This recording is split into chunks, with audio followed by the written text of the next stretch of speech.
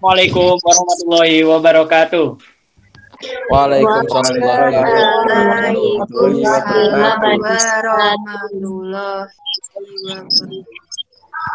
wabarakatuh. Bagaimana kabar kalian hari ini? Alhamdulillah baik, Pak. Baik, Pak. Terima kasih, Pak. Ya, baik. Habis lebaran ini ya. Ya, pastinya senang dong hari ini ya. Semangat semua ya. Habis lebaran ini. Senang sekali. Yeay. Alhamdulillah. Dan lebih semangat seperti biasa ya. Kalau saya bilang kelas 7, kalian jawab manjada wajada, ya? Pak. Iya, Pak. Kelas 7. Manjada wajada. Ya, sekarang ketua kelas silakan untuk memimpin doa. Oke, teman-teman. Sebelum kita memulai pelajaran hari ini, alangkah baiknya kita berdoa menurut agama masing-masing. Berdoa dimulai.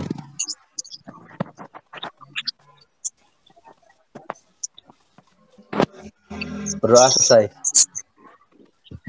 Ya. Sebelum pelajaran dimulai, silakan absen dulu ya. Absennya saya kirim di WhatsApp grup. Iya, Pak. Nah, sekarang kita akan membahas materi yang berjudul Semua Bersih Hidup Jadi Nyaman. Pada pertemuan hari ini, kita akan membahas mengenai hadas besar dan hadas kecil. Sebelum memberikan materi, saya akan menjelaskan beberapa tujuan pembelajaran hari ini.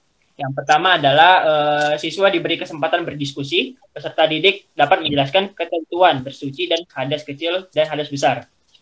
Diberi kesempatan berdiskusi, peserta didik dapat menerangkan tata cara bersuci dari hadas kecil dan hadas besar. Lalu diberi kesempatan berdiskusi, peserta didik dapat menunjukkan contoh hadas kecil dan hadas besar. Diberi kesempatan untuk mengkaji tata cara bersuci, peserta didik dapat menunjukkan tata cara bersuci dari hadas kecil dan hadas besar berdasarkan syariat Islam. Nah, dalam kehidupan sehari-hari ini kita tahu dong pasti apa itu hadas ya. Saya ingin bertanya pada kalian, apa sih itu hadas? Saya, Pak, izin menjawab. Silakan Arik untuk menjawab. Jadi hadas itu kondisi tidak suci pada kita yang menyebabkan terhalangnya kita untuk melakukan sholat atau tawaf, gitu, Pak. Betul sekali jawaban kamu, Arik. Tepuk tangan dulu, Arik. Ya. Selanjutnya saya akan membahas materi mengenai hadas kecil dan hadas besar. Pre-memori ya. Nah, selanjutnya pada pertemuan kemarin saya telah memberikan tugas yakni berupa mind map pada materi ini. Jadi kelompok 1 membahas hadas kecil, kelompok 2 membahas hadas besar. Sebenarnya niat saya ini membuat mind map setelah membuatkan dari materi saya. Namun karena ini merupakan kelas online, alangkah lebih baiknya saya jadikan tugas terlebih dahulu agar lebih efektif. Jadi sudah siap mempresentasikan mind map-nya? Siapa? Baik, saya akan share screen dulu ya.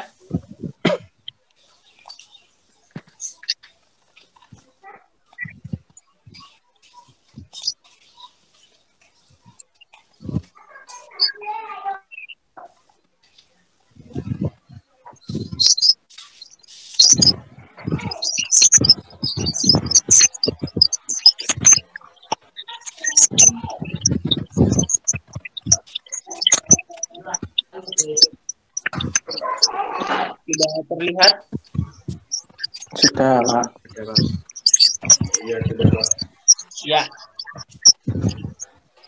Sudah terlihat ya. Silakan untuk kelompok 1 mempresentasikan mind map yang sudah dibuat.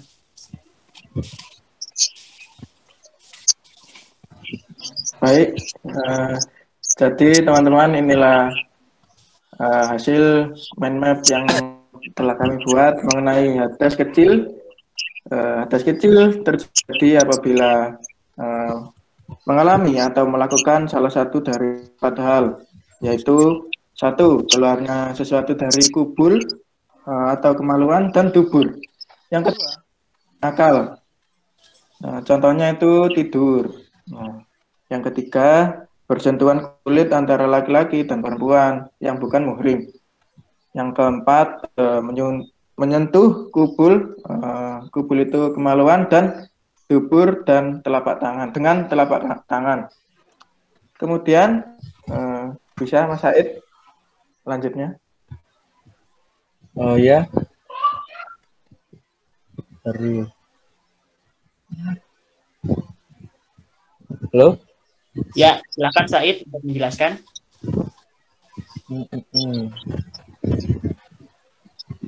Yang mana ini? Sampai cara mencucikan, Mas. Yang bagian mana tadi? Cara mencucikan napas kecil. Oh, cara mencuci napas kecil dengan mengeruduk. Apabila tidak ada air atau karena suatu hal, maka bisa dengan tayamum. Nah, wudhu terdiri dari niat, mencuci kedua telapak tangan, berkumur-kumur, dan membersihkan lubang hidung. Itu yang sunnah. Membasuh muka, membasuh kedua tangan sampai siku, mengusap kepala. Kemudian yang keenam, sunahkan membasuh telinga, membasuh kaki sampai mata kaki, tertib, dan berdoa setelah wudhu. Baik, sekian dari kami. Terima kasih. Sama-sama. Ya, beri tepuk tangan dulu untuk kelompok 1. Ya. Selanjutnya adalah sesi diskusi. Monggo bila ada pertanyaan dari teman-teman yang lain terhadap presentasi yang sudah ditampilkan oleh kelompok 1. Ayo Pak. Silakan Haris untuk bertanya. Ya, seperti yang sudah dijelaskan, terdapat tayamum apabila wudhu tidak memungkinkan. Nah, syarat agar bisa tayamum itu apa saja dan bagaimana rukunnya? Nah, pertanyaan yang bagus ini. Silahkan untuk kelompok 1 menjawab pertanyaannya. Ya, terima kasih Mas Haris. Jadi syarat agar dapat tayamum itu ada 3. Yang pertama, tidak ada air dan telah berusaha mencarinya. Yang kedua, berhalangan menggunakan air, misalnya karena sakit atau yang lainnya. Dan yang ketiga, telah masuk waktu sholat. Begitu. Bisa dilanjutkan Mas Said, rukun tayamum.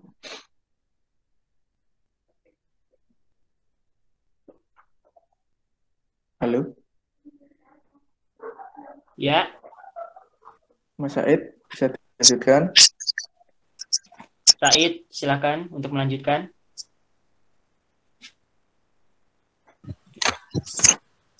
Oke, selanjutnya adalah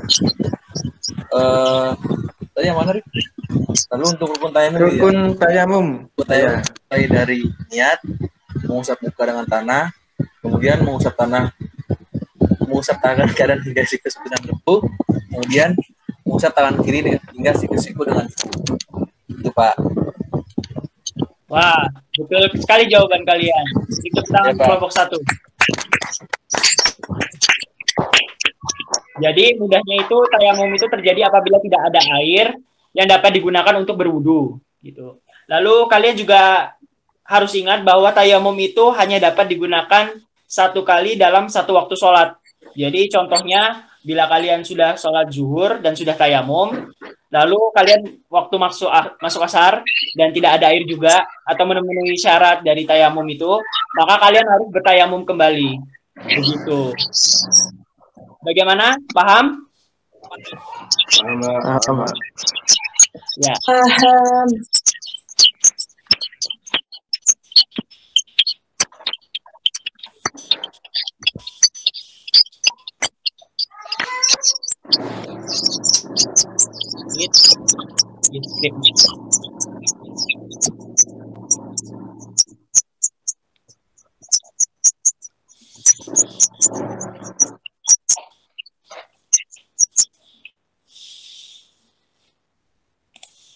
Ya, Arik, tolong jangan mengutik-ngutik bermain dan sebagainya, karena itu dapat mengganggu fokus dalam proses pembelajaran. Oh iya Pak, mohon maaf ya. Iya Pak, mohon Pak. Ya.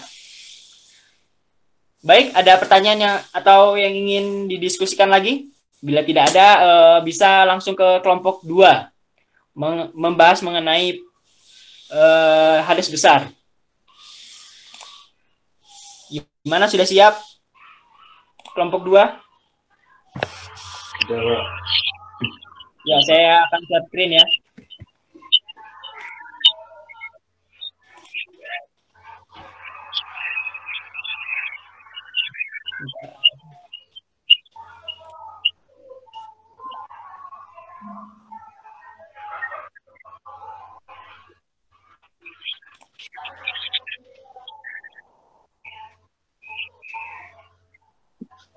Sudah ya, sudah terlihat ya.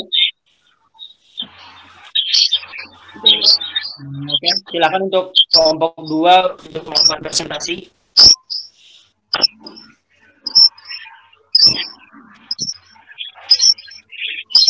Dimulai dari Haris, silakan, monggo. Atau Rida. Kita, Pak. Oh, ya. Baik, Pak. Jadi teman-teman, ini adalah hasil mind map yang telah kami buat mengenai hadas besar. Hadas besar terjadi apabila mengalami atau melakukan salah satu dari 4 hal, yaitu ada 6 di sini. Yang pertama itu berhubungan suami istri atau bersetubuh. Lalu yang kedua keluar mani, yang ketiga haid atau menstruasi, yang keempat melahirkan, yang kelima nifas, dan yang keenam meninggal dunia. Dan cara mencuci hadas kecil dengan mandi besar atau wajib. Ya, selanjutnya akan dilanjutkan oleh Haris. Ya, baik.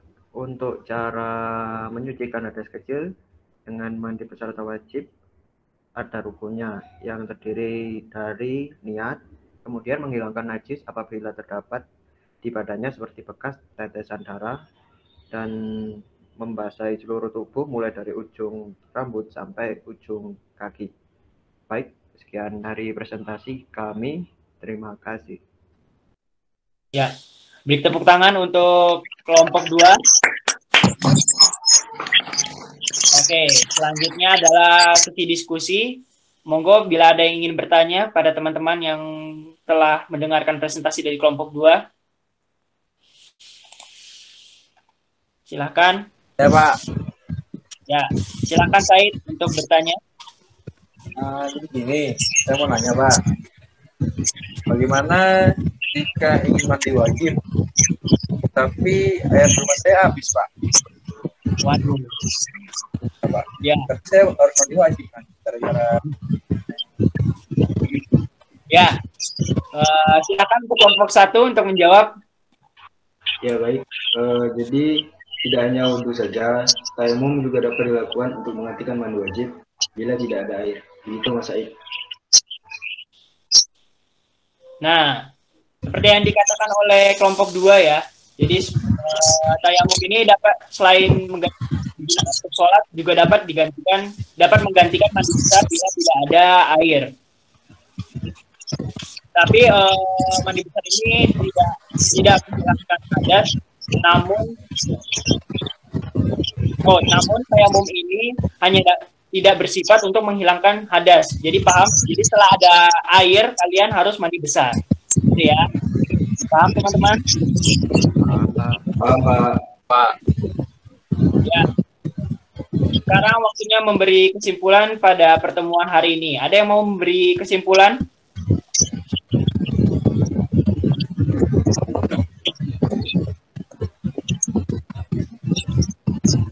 Yang ingin memberi kesimpulan pada hari ini, ya, silakan Arif untuk memberikan kesimpulan pada pertemuan hari ini. Jadi kesimpulannya kita perlu membersihkan hadas agar menjadi suci, Pak.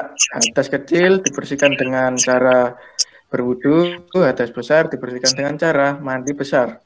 Bila tidak ada air, maka dapat menggunakan tayamum sebagai penggantinya. Begitu, Pak. Ya, jawaban yang bagus. Jadi kita sebagai muslim ini harus menjaga kebersihan dan kesucian agar sholat kita diterima oleh Allah Subhanahu wa taala.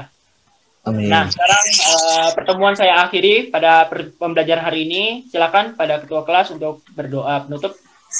Baik, teman-teman, sebelum kita pulang ke rumah masing-masing, ada baiknya kita berdoa agar pelajaran yang kita pelajari dapat bermanfaat untuk kedepannya. berdoa menurut agama masing-masing. Dimulai. Bismillah. Amin. Ya.